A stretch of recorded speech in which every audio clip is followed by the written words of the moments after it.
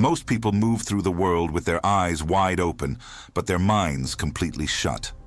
They see, but they do not observe. They hear, but they do not listen. They are so consumed by their own noise, their own desire to speak, their own need to be understood, that they miss the entire world happening around them. Information is the most valuable commodity on Earth, and it is being broadcast freely by everyone you meet, every single second. But because you are too busy thinking about what you are going to say next, you miss it.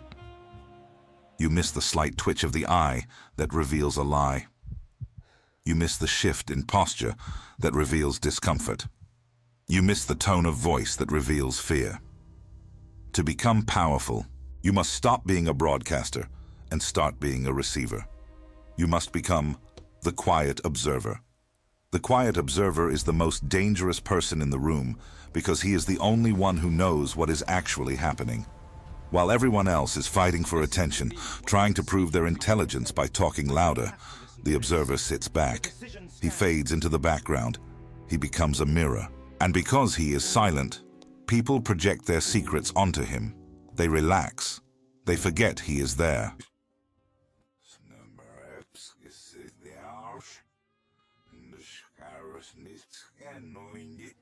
The lion does not roar when it is hunting. It does not announce its presence. It becomes still. It watches the herd.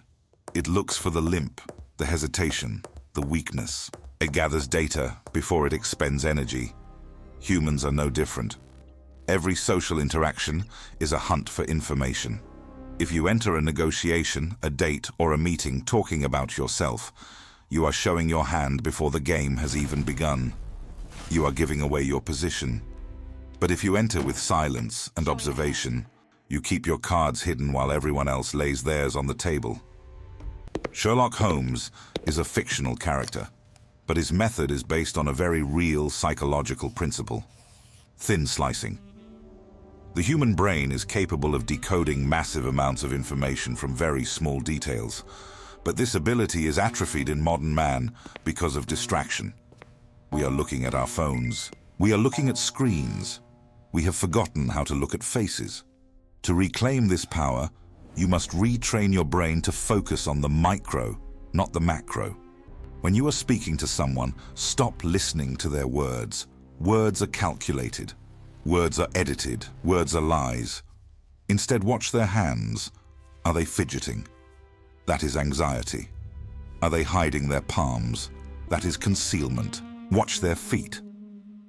Are their feet pointed towards the door? They want to leave, no matter how polite their smile is. Watch their blink rate. Did it increase when you asked a specific question? That is stress. These are the signals that the subconscious mind sends out involuntarily. They are the leaks in the dam. The quiet observer does not judge. Judgment clouds perception. If you decide immediately that you dislike someone, you stop observing them and start filtering their actions through your bias. You must be cold. You must be a scientist looking at a specimen. Why did he say that? Why is she laughing so loud? Why did his voice drop an octave? Ask questions. Do not form opinions. The moment you form an opinion, you stop learning. There is the immense power in being underestimated. When you are quiet, people assume you are slow, or shy, or unconfident. Let them think that. Let them believe they are the smartest person in the room. A person who feels superior becomes loose.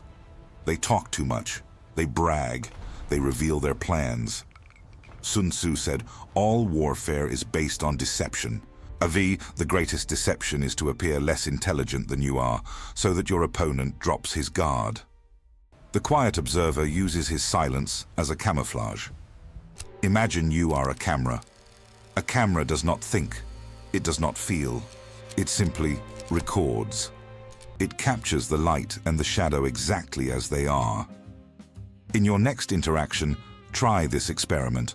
Do not speak about yourself once. Ask questions. Lean back. Look them in the eye, but look slightly past them, as if you are reading the code behind their face.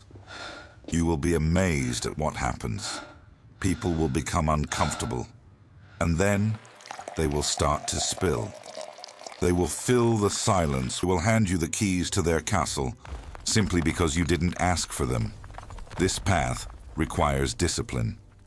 The ego wants to be heard. The ego wants credit. You must kill the ego.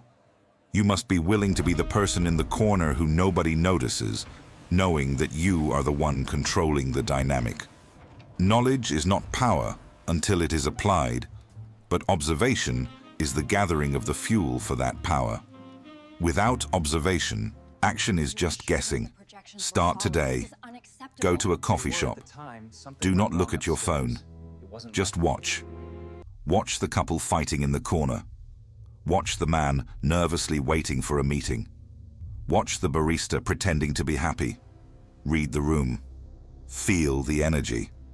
Once you turn this switch on, you can never turn it off. You will see the matrix of human behavior. You will see the strings that pull the puppets.